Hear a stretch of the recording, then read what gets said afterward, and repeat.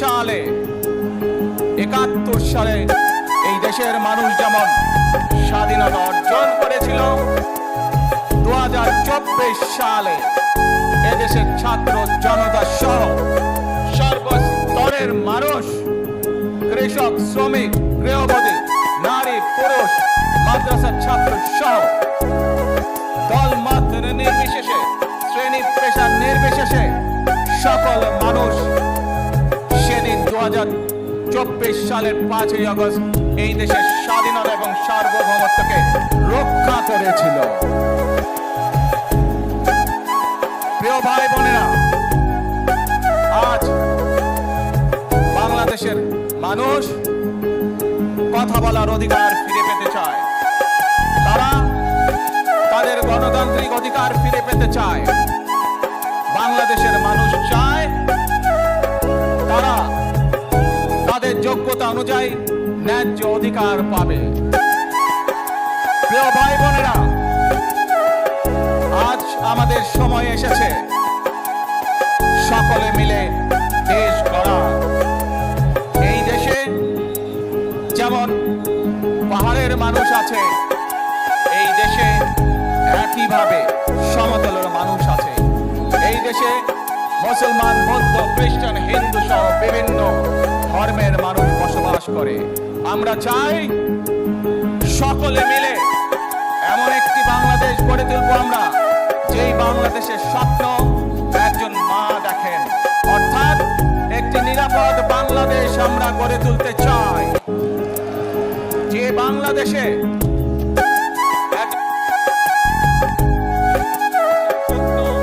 একজন মা দেখেন, অর্থাৎ একটি নিরাপদ বাংলাদেশ আমরা গড়ে তুলতে চাই। যে বাংলাদেশে একজন নারী, একজন পুরুষ, একজন শিশু, যেই হোক না কেন, নিরাপদে ঘর থেকে বের হলে নিরাপদে ইনশাআল্লাহ ঘরে আবার ফিরে আসতে পারে। প্রিয় ভাই বোনেরা,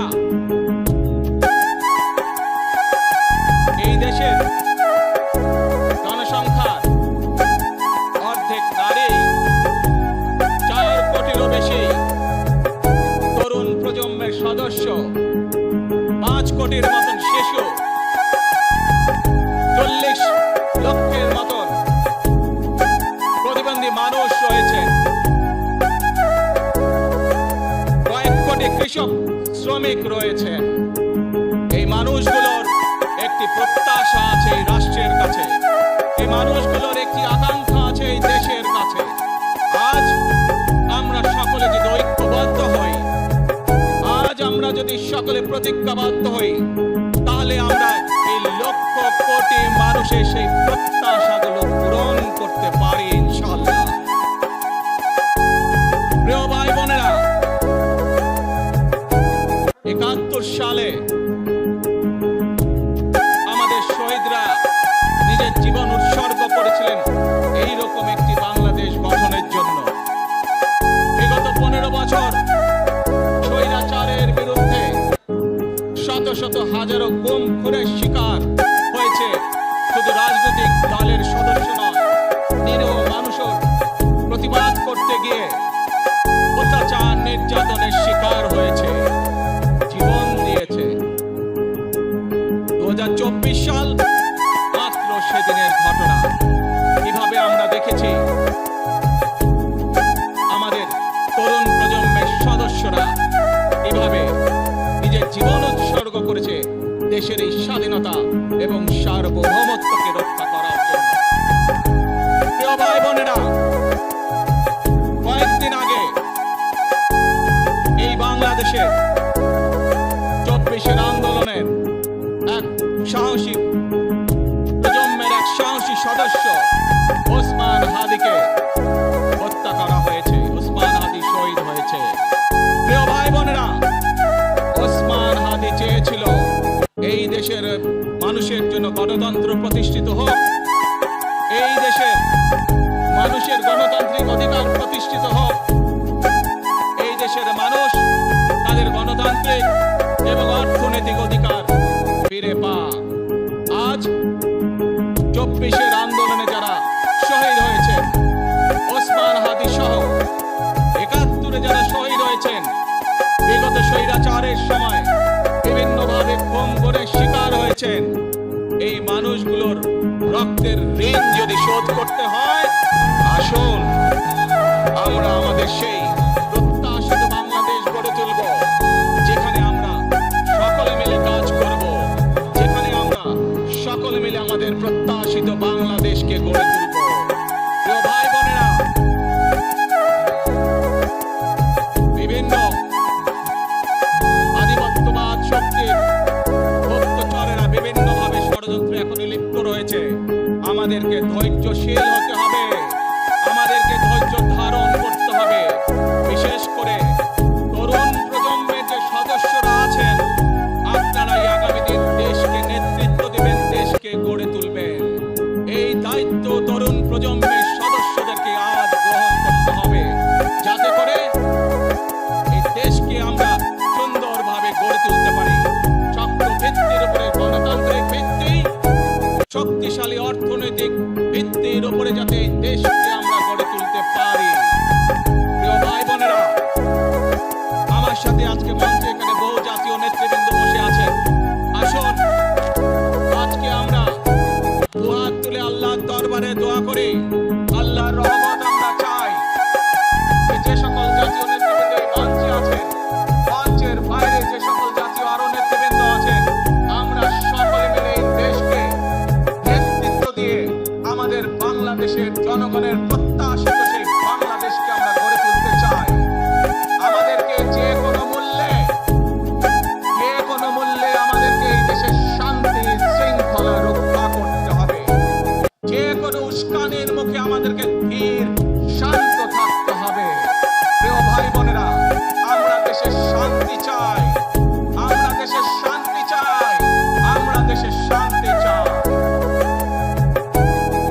প্রিয় ভাই বোনেরা, মার্টিন লুথার কিং নাম শুনেছেন না আপনারা? নাম শুনেছেন তো আপনারা? মার্টিন লুথার কিং, তার একটি বিখ্যাত ডায়লগ আছে, আই হ্যাভ এ ড্রিম। আজ এই বাংলাদেশের মাটিতে দাঁড়িয়ে আপনাদের সকলের সামনে আমি বলতে চাই, বাংলাদেশ জাতীয়তাবাদী দলের একজন সদস্য হিসাবে আপনাদের সামনে আমি বলতে চাই, I have a plan for the people of my country.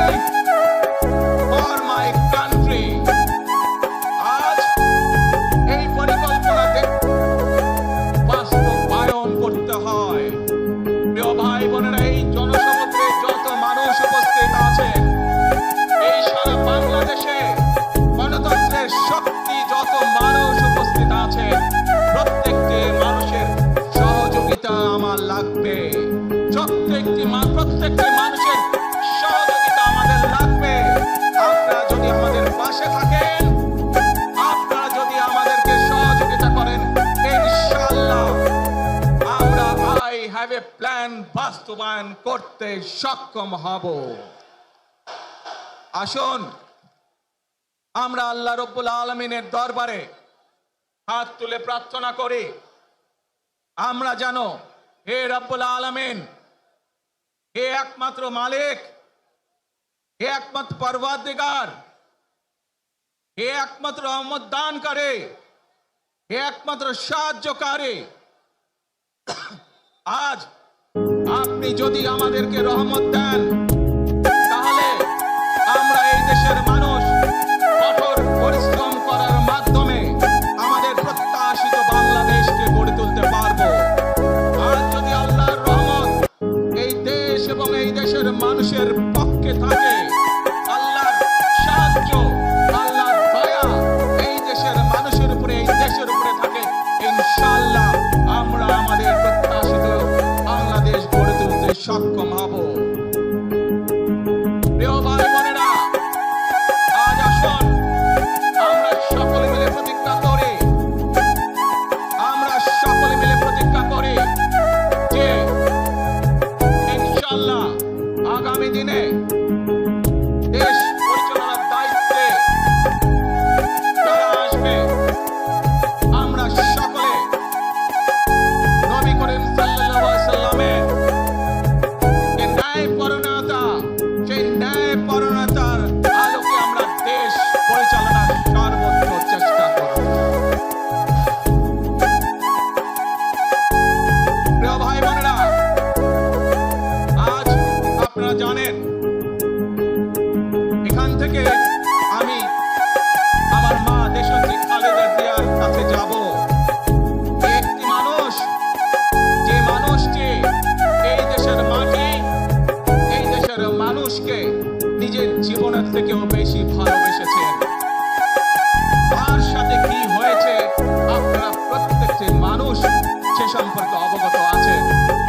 সন্তান হিসাবে আপনাদের কাছে আমি চাইবো আজ আল্লাহর দরবারে আপনারা দোয়া করবেন, যাতে আল্লাহ ওনাকে তৌফিক দেন, উনি যাতে সুস্থ হতে পারেন। প্রিয় ভাই বোনেরা, সন্তান হিসাবে আমার মন আমার মায়ের বিছানার পাশে পড়ে আছে সেই হাসপাতালের ঘরে, কিন্তু সেই মানুষটি যাদের জন্য জীবনকে উৎসর্গ করেছে, অর্থাৎ আপনারা এই মানুষগুলোকে যাদের জন্য দেশনেত্রী খালেদা জিয়া জীবন উৎসর্গ করেছেন, নিজের জীবন, সেই মানুষগুলোকে আমি কোনোভাবেই ফেলে যেতে পারি না। এবং সেজন্যই আজ হাসপাতালে যাওয়ার আগে আপনাদের প্রতি সহ টেলিভিশনগুলোর মাধ্যমে যারা সমগ্র বাংলাদেশে আমাকে দেখছেন, আপনাদের সকলের কাছে কৃতজ্ঞতা প্রকাশ করার জন্য আজ আমি এখানে দাঁড়িয়েছি আপনাদের সামনে।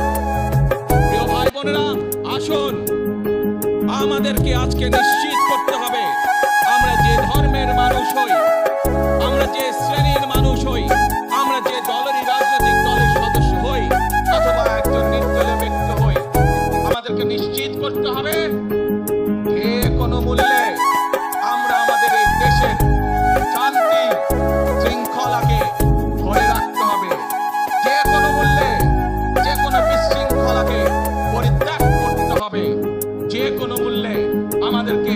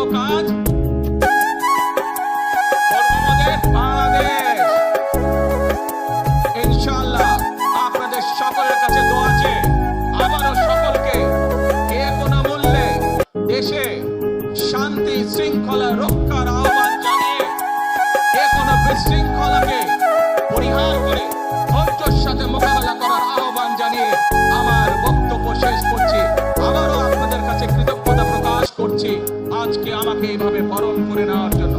আল্লাহ হাফেজ। বাংলাদেশ জিন্দাবাদ।